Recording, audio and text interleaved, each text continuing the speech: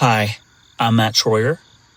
I'm the founder of Nordic and Spruce Tiny Homes, and this is me this morning drinking a little coffee just before the guys show up to start building tiny homes, making a bunch of noise and a bunch of sawdust.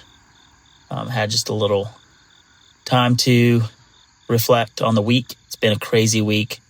We have been super busy, and just letting you guys know what's going on. We've been building a lot of these larger homesteader models.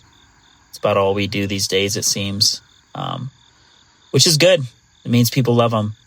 Right now in the middle of designing a very cool Nordic sauna on wheels that I'm using for my own retreat property.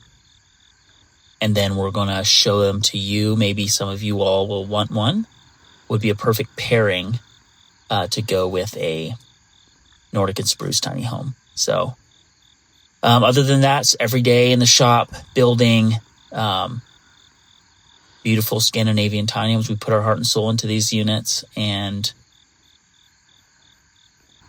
if you're interested, but you're not sure if we would make some modifications, just hit us up and we'll try to get you over a quote. Anyways, thanks for listening this long. You could always come visit us.